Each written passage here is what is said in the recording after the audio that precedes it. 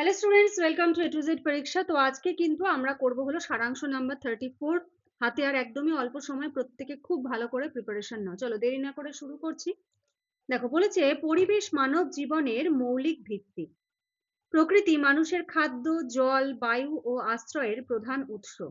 অথচ আধুনিক সভ্যতার দ্রুত বিস্তারের সঙ্গে সঙ্গে মানুষ নির্বিচারে প্রাকৃতিক সম্পদের উপর নির্ভরশীল হয়ে উঠেছে এবং সেই নির্ভরতায় ক্রমশ শোষণের রূপ নিয়েছে।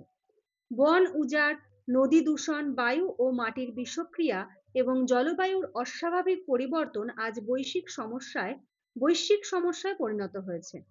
পরিবেশের এই অবক্ষয় কেবল প্রকৃতিকে ক্ষতিগ্রস্ত করছে না, মানব জীবনের নিরাপত্তাকেও হুমকির মুখে ফেলেছে।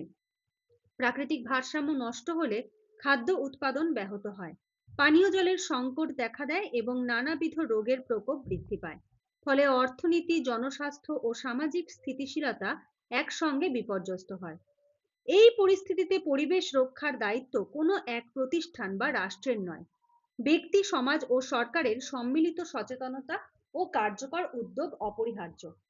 প্রাকৃতিক সম্পদের সংযত ব্যবহার, দূষণ নিয়ন্ত্রণে কঠোর আইন এবং পরিবেশ বান্ধব অভ্যাস গড়ে তোলায় উন্নয়ন ও প্রকৃতির মধ্যে সুস্থ সামঞ্জস্য রক্ষা করতে পারে। পরিবেশ সংরক্ষণ আসলে ভবিষ্যৎ মানব সভ্যতার প্রতি বর্তমান প্রজন্মের নৈতিক দায়িত্ব। প্রকৃতির সঙ্গে সহাবস্থানের নীতি গ্রহণ করলেই মানুষ উন্নতির পথে এগিয়ে যায়, নিজের অস্তিত্ব রক্ষা করতে সক্ষম হবে। তো একটু বড় আছে লেখাটা, মানে পরিবেশের সঙ্গে মানব জীবনের যে সম্পর্ক সেটা নিয়ে কিন্তু এই লেখাটা রয়েছে। তো এই যে দেখতে পাচ্ছ, এটা হলো ডেসক্রিপটিভের ব্যাচ। এই ব্যাচটা হলো ফুল, এটা ফার্স্ট ব্যাচ। আমাদের সেকেন্ড ব্যাচও মানে প্রায় ফুল হতে চলেছে। প্রত্যেকে কিন্তু এরকম পিডিএফ নিয়েছে, নিয়ে প্র্যাকটিস করছে। এবার এখন যেহেতু হাতে সময় কম, এখন এত পিডিএফ জানি না তোমরা কে কে প্র্যাকটিস করতে পারবে, এক একজনের ক্যাপাসিটি এক এক রকম হয়। কিন্তু এই শেষ মুহূর্তে তোমরা যদি মনে করো আমরা অনলি প্রতিবেদন নেব বা অনলি রিপোর্টটা নেব, সেটাও কিন্তু তোমরা নিতে পারো। এই সুযোগটাও কিন্তু রয়েছে, শুধুমাত্র প্রতিবেদন আর শুধুমাত্র রিপোর্ট। ঠিক আছে, এটা চাইলে নিতে পারো। কারণ অলরেডি কিন্তু তোমাদেরকে বলেছি যে আজকের ভিডিওতেই আমি তোমাদেরকে বলেছি যে সাজেশন দিয়েছি, এগুলো সমস্ত কিছুর কিন্তু তোমরা এই যে প্রিন্টেবল পিডিএফ পেয়ে যাবে। তো যদি মনে করো যে শেষ মুহূর্তে, হ্যাঁ, শেষ মুহূর্তে তোমরা একটু দেখে যাবে এগুলো, তাহলে তোমরা কিন্তু চাইলে এগুলো নিয়ে নিতে পারো। যেমন এই যে কন্যাশ্রী, সবুজ সাথী, হ্যাঁ, স্বাস্থ্য সাথী, সব পিডিএফ কিন্তু অ্যাভেলেবেল রয়েছে। যদি মনে করো পরীক্ষার শেষ মুহূর্তে এগুলো দেখে যাবে টপিকগুলো, তাহলে অবশ্যই তোমরা চাইলে কিন্তু শুধুমাত্র প্রতিবেদন বা শুধুমাত্র রিপোর্টও কিন্তু নিতে পারো। কারণ এখন যার যেটা প্রয়োজন, এবার কারোর হয়তো ট্রান্সলেশন প্রয়োজন হতে পারে, কারো প্রেসি হতে পারে প্রয়োজন, কারো সারাংশ হতে পারে। তো যার যার প্রয়োজন অনুযায়ী তোমরা চাইলে নিতে পারো। আচ্ছা, এবারে আমরা হলো লেখাটা দেখবো।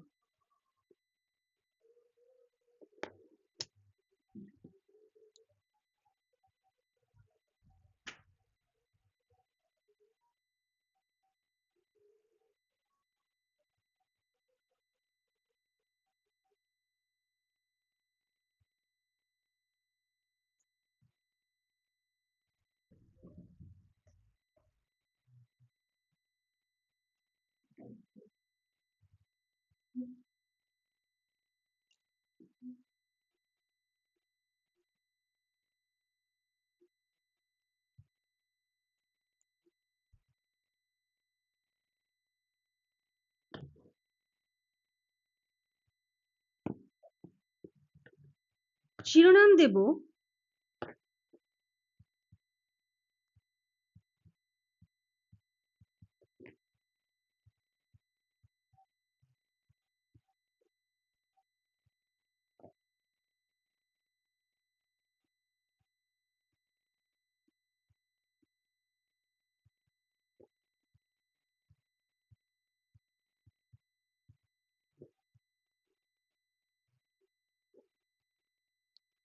প্রকৃতির ভারসাম্যে মানবজাতির ভবিষ্যৎ। লেখাটা শুরু করছি। পরিবেশ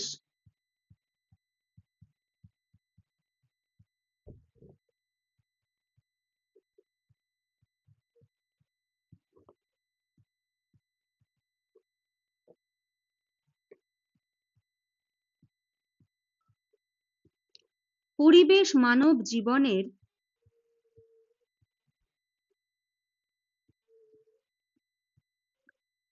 পরিবেশ মানব জীবনের মৌলিক ভিত্তি হলেও আধুনিক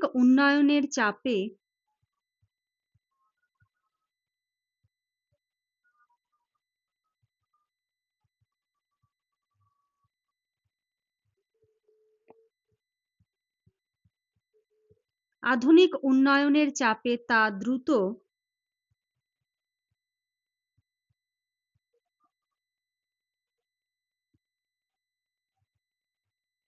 ক্ষতিগ্রস্ত হচ্ছে। বন উজাড়,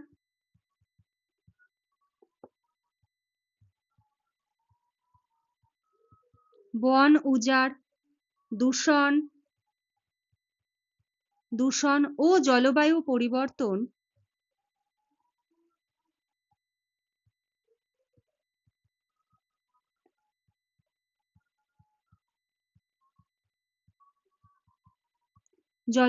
পরিবর্তন মানব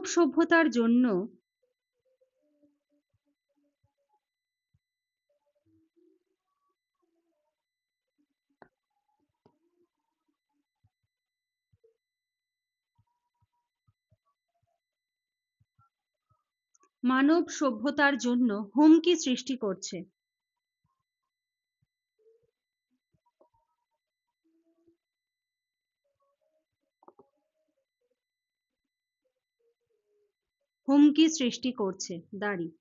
তাই ব্যক্তি,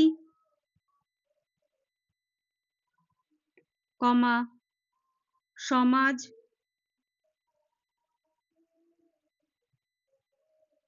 ও রাষ্ট্রের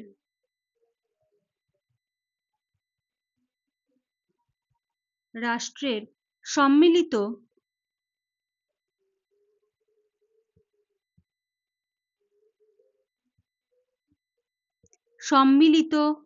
সচেতন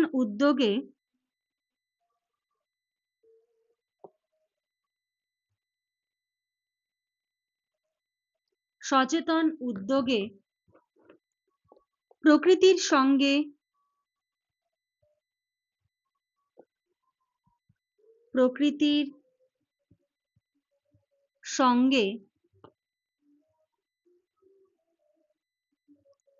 সহাবস্থান নিশ্চিত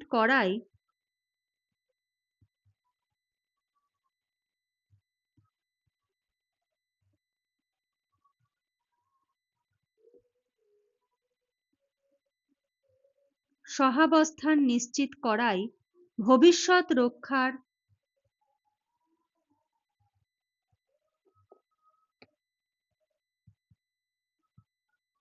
ভবিষ্যৎ রক্ষার একমাত্র পথ।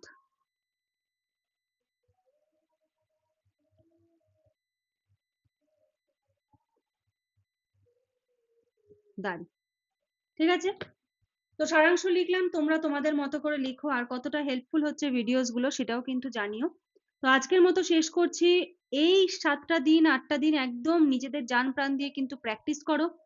আর নতুন কিছু প্রতিবেদন যদি মনে করো যে পড়ে যাবে, বাই চান্স পরীক্ষায় চলে আসলে যাতে আমরা লিখতে পারি, তাহলে কিন্তু তোমরা লিখে নিতে পারো, মানে পিডিএফ নিয়ে নিতে পারো, ঠিক আছে? কারণ অনলি প্রতিবেদন এবং অনলি রিপোর্টও কিন্তু তোমাদেরকে দেওয়া হচ্ছে, কারণ এখন তো যার যেরকম রিকোয়ারমেন্ট আর কি। চলো আজকের মতো শেষ করছি, নেক্সট ক্লাসে আবার দেখা হবে, কথা হবে। আজকের মতো এইটুকুই। Thank you.